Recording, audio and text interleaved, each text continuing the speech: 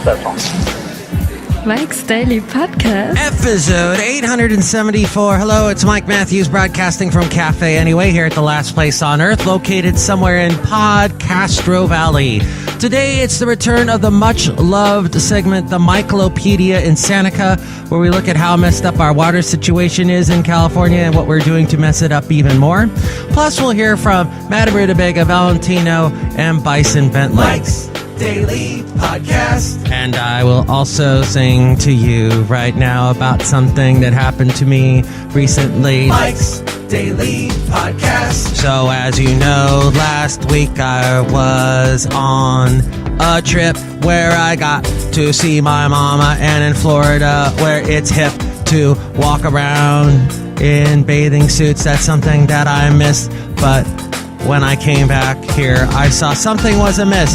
The people I work with on the weekend totally messed up while I was away. Mike's Daily Podcast. No one yelled at me for this, which a lot this has to say. Mike's because I'm a bit more Daily than just part of the team. Podcast. I guess I'm the one that's covering their butts. Yeah! The weekend team. But there's no I in team.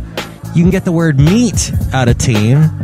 And that's where some people, they need to put more skin in the game. Look who just walked in. Hello, Madame Rootabega. This is Madame Rootabega, and I get it skin and meat. That's gross. It was just a point I was trying to make. It was a superfluous point. Yes, Michael Master. I don't believe in being part of a team. I believe totally in the I concept of team. I am always alone. I have traveled the world for centuries and centuries.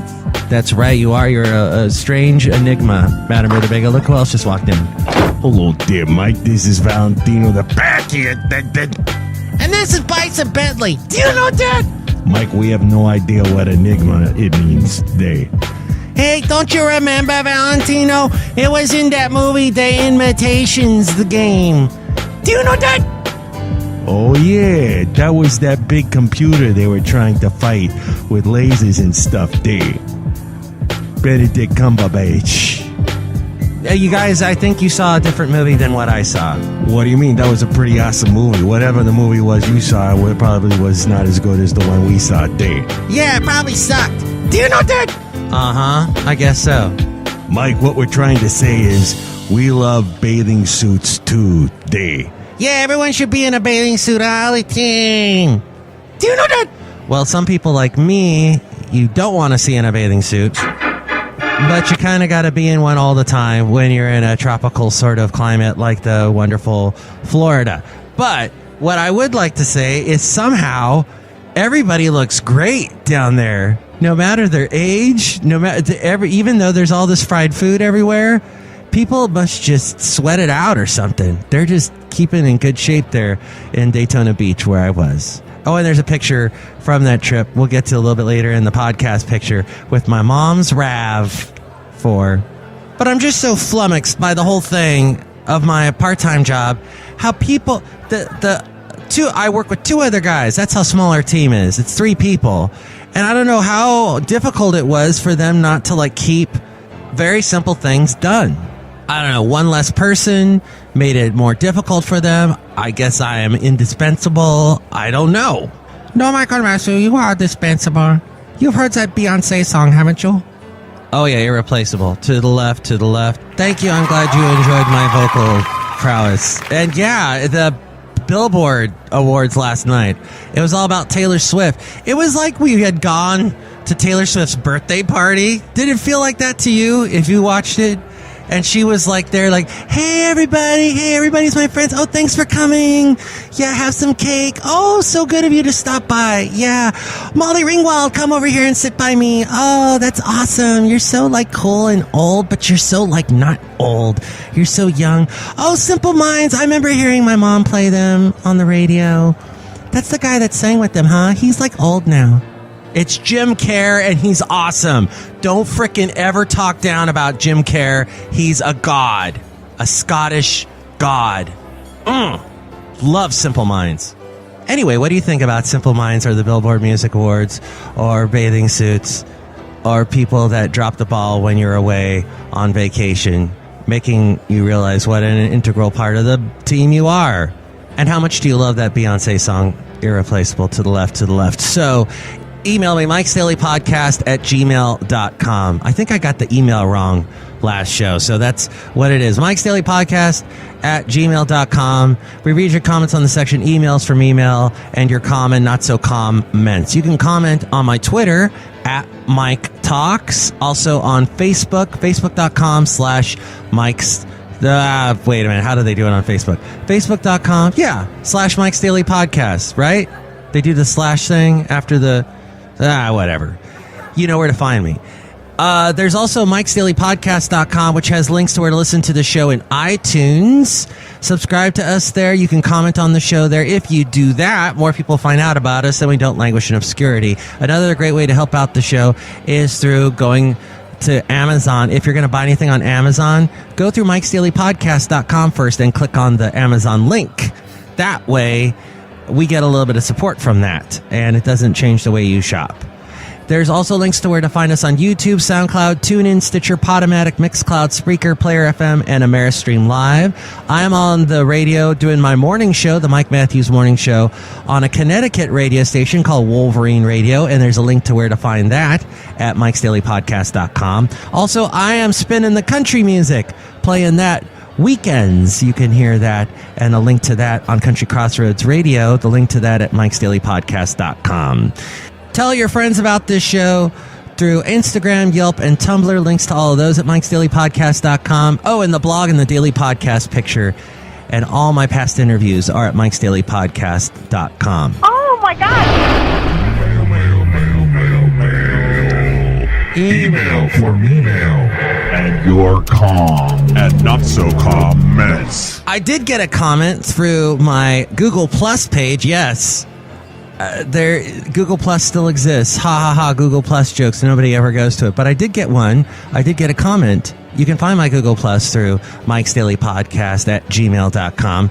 But the comment was this: if I fall behind on my loan from my 401k, can I send a bunch of Mafia Guido types back in time to break my own legs? I think that's a reference to you, Valentino and Bison Bentley. What's a Guido? I don't understand that. We're not part of the mafia. No, we're part of the 3-6 Mafia, now known as the Mafia 6. Do you know that? I don't even know what that is, actually, so I don't know that. Oh, okay. But anyway, this guy goes on to say hello to your mom. Isn't that nice? He probably meant that in the rap way, word to your mother, right, Valentino? What? Yeah. Vanilla Ice. Yeah. Okay, enough of that. We out of here. The MIKELOPEDIA Insanica. I'm looking down this road, my heart is getting weaker. I'm down on my sore knees, I'm ready for some water. Water. That's our topic today from the MIKELOPEDIA Insanica, and that is the band Hothouse Flowers, one of my favorites of all time. Under new regulations manatee dated, you can tell I'm still thinking about Florida, mandated by Governor Jerry Brown, East Bay Mud, which serves customers from Richmond to us here in Podcastro Valley, they must slash water usage by at least 20% this year because of the drought. Traditionally, water agencies have sought to severely penalize water guzzlers, which I must do right now. Guzzle some water. During drought conditions. Gosh, I hate this thing. I'm still got the swimmer's ear thing going on. It's messing with my sinuses and blah, blah, blah. You've heard me talk about this ad infinitum. However, a legal case now pending before a state appellate court could restrict the use of steep rates for water in California. Yay! In addition, there is evidence that rate hikes don't always lead to water cutbacks, particularly when the water wasters are wealthy and can easily afford to pay higher prices. This, according to East Bay Express. You can find them on the internet at eastbayexpress.com. So, how can East Bay Mud convince water wasters to slash their usage at a time when California's water supply is plummeting to historic low levels? Over the past year, the agency has been working with a San Francisco-based water consultant called WaterSmart in an effort to change people's behavior. Currently, state law prohibits water agencies from publicly disclosing a customer's water use. The law was enacted in the 1990s after water wasters were exposed in news media reports during a previous drought and had been publicly shamed. As a result, today, there is no way for the public to know who is actually wasting water and who isn't, beyond seeing how green someone's lawn looks. However, East Bay Mud and other water agencies can share individual water usage information with private water consultants, such as WaterSmart. In turn, WaterSmart takes the information and employs data techniques and social science research on human behavior to craft letter writing campaigns designed to get people to stop wasting water. During the past several months, residents in some parts of the East Bay have been receiving letters from WaterSmart, letting them know how much water they use compared to other people in their neighborhoods. I haven't got one of these, have I? No, I guess I haven't. So far, the letters have gone to the biggest guzzlers. Oh, well, there you go. Which I have to guzzle some more. I guess I am a big guzzler. Quote, what we have found is that people don't often realize that they're wasting water until they receive the letters, said Jeff Lipton, director of the marketing for WaterSmart. Over the years, researchers have found that this desire to conform can serve as a more powerful incentive for behavioral change than educational campaigns or even higher prices, depending on the target audience. In addition, people are more likely to change their behavior if they identify closely with people who are acting differently. For example, a 2008 study published in the Journal of Consumer Research found that guests in a hotel were more likely to reuse their bath towels when they were told that most people who had stayed in their same room had reused their towels too. With this sort of research in mind, WaterSmart doesn't just compare one random East Bay home to another or even neighbor to neighbor. After all, you might not change your water use if your yard is much larger than your neighbor's and he or she uses less water. Instead, WaterSmart analyzes property records, local microclimates, which we have a lot of here in the Bay Area, and the size of homes, a 2-bedroom versus a 4-bedroom, for example, before coming up with comparable groups of consumers. That way, customers can know with a fair amount of certainty that their water use is compared to families and homes similar to theirs. During the past 6 months, East Bay Mud customers who have received the WaterSmart letters have slashed usage by about 5% more than the average cutbacks in the East Bay during that time. The program also alerts customers when they're using more water than normal, perhaps because of an undiscovered leak. That's very helpful. We're planning on expanding the program to roll it out to more neighborhoods in our service areas, say East Bay Mud board members Andy Katz. He represents Berkeley and North Oakland. East Bay Mud also is planning to enact drought surcharges on water guzzlers. Aren't you glad you don't live in California? Or if you do live in California, aren't you glad that you don't waste water, hopefully? They are hoping that its slew of programs, including WaterSmart, along with rebates for installing water-saving devices and for replacing lawns with drought-resistant gardens, will allow the agency to meet its 20% reduction mandate.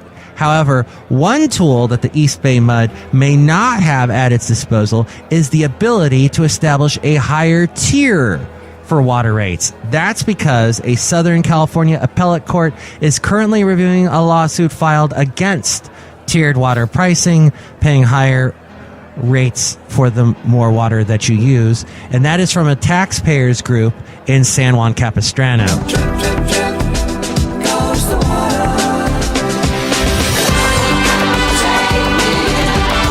Drip, drip, drip. That would be Chumbawamba from their album Tub Thumper. Because I love that album and I don't care who knows it. Everybody puts down Chumbawamba. because they're like, ooh, that Tub Thumper song was so stupid. It was so, like, it was here today and gone tomorrow. One-hit wonder. Okay, yeah, it was kind of a one-hit wonder. But it was a great album. I loved it. Very interesting, bizarre lyrics. During California's last crippling drought, baseball slugger Mark McGwire became a poster boy for water wasters.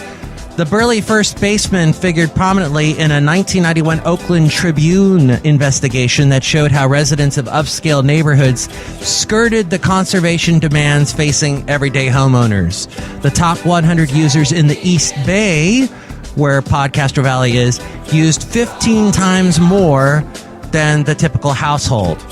That included the Oakland A's star, who pumped 3,752 gallons a day in the summer months at his home in Alamo. There's no way I would waste water, he told the newspaper. In response to the outcry that followed the story, the East Bay Municipal Utility District demanded that its top users cut water by 20%. If customers refused, the district would limit them to about 1,200 gallons a day. This according to MotherJones.com. Today, nearly 25 years later, while McGuire's had to deal with more high-profile denials, California again is in the clutches of a massive drought, and the very information that has the potential to drive smart policy makers is now off limits to the public and journalists, as we were mentioning in the last story. Even though water agencies have precise data about every customer's water usage, they no longer have an obligation to share this information with the public. Back in 1991, during California's last drought, East Bay Mud imposed what it said were tough water conservation rules on its customers, but the district refused to reveal how much its biggest residential customers were using. The Oakland Tribune sued under the Public Records Act and got the list. It showed that one Orinda investment banker was gushing 16,405 gallons per day. A pipe was leaking into a creek, while most people in the area were using an average of 325 gallons per day.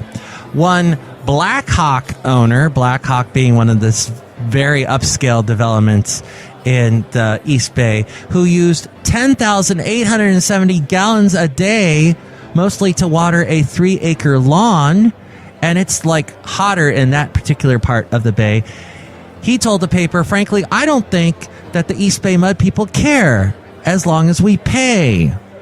The story of profligate water use in the suburbs outraged many customers who had been taking the district's calls for conservation seriously. After that story ran, the district toughened its conservation rules.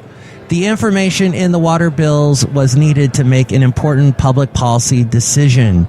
It's not just about public shaming, said Eric Newton, the then Oakland Tribune's managing editor, and today an official with the Knight Foundation, which funds journalism and civic media projects.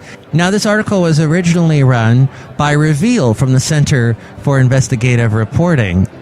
And this time around, they asked the East Bay Mud for the names of the top 100 residential water customers today. Even though the public records law was weakened in 1997, the district can give, it says, the information if it determines the public interest in disclosure of the information clearly outweighs the public interest in non-disclosure. But the district is refusing to release the information, quote, for numerous reasons, including the privacy interests of our customers. EBMUD protocol prohibits the disclosure of individually identifiable consumption data of its customers. So for now, the district's 1.3 million customers in Alameda and Contra Costa counties that East Bay Mud covers, who all are being asked to use less water, don't really know how much their thirstiest neighbors are using, much less who they are. Drip, drip, drip. Throw me out. Put me up. Let me down. As we go outside of Cafe Anyway here at the last place on earth, located somewhere in Podcastro Valley, where I'm trying to barely use any water except for all the water I'm drinking because my sinuses are destroying my throat. And thank you, swimmer's ear that I got from Daytona Beach. today's podcast picture. Which I heard from my mom's boyfriend, who is also named Mike, that there has been drought in Florida before. And droughts where he lived there in Daytona Beach, he had to, he couldn't water his lawn.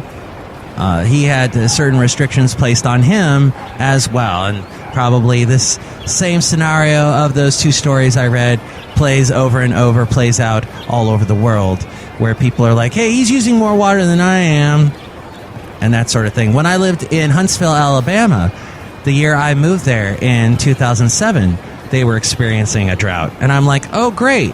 I must have brought this over from California. I'm jinxed. But no one's really jinxed. That's just a superstitious thought. Stop thinking like that. That's your stinking thinking. But you can see a picture from Florida, from Daytona Beach. Actually, Ponce Inlet is what it is called. It is where the strip of Daytona Beach meets the Halifax River, which is coming in along, kind of cuts parts of Daytona Beach into a peninsula, and then bam, you can't go any further. There's no bridge where it ends to take you to New Smyrna. So they call that Ponce Inlet. It's a beautiful spot, a beach there, and you can drive on it. And my mom had never driven on the beach before, even though she's lived in Daytona Beach for 12 years. So she and I went out there, and you can kind of see her arm taking something out of the cooler. We packed the cooler. We packed the zebra print towels and went to the beach in her RAV4. It was fun. See that picture at MIKES-DAILY-PODCAST.com. Michael Master, I wish I could have been with you. As long as I didn't have to be part of a team. Because team does not exist to me, the word. It doesn't exist. I exists. I know that word, but not the word team. You realize no company is ever going to hire you. Oh, that's very good to know, because I put that entire statement that I just said on my resume. Probably not the best idea. Next show, it is the return of the much-loved feature called Into an Interview, where I will be speaking with the Canadian singer-songwriter Billy Grima. Plus, we hear from Shelley Shuhart, Floyd the Floorman, and John Deere the Engineer, my announcer voice. Sorry, I go into that sometimes. More water. Mike's Daily Podcast is written and produced and performed by Mike Matthews. His podcast is super easy to find. Download or listen to his show and read his blog at MIKES-DAILY-PODCAST.com. Email Mike now at MIKES-DAILY-PODCAST@gmail.com. See you tomorrow. Bye!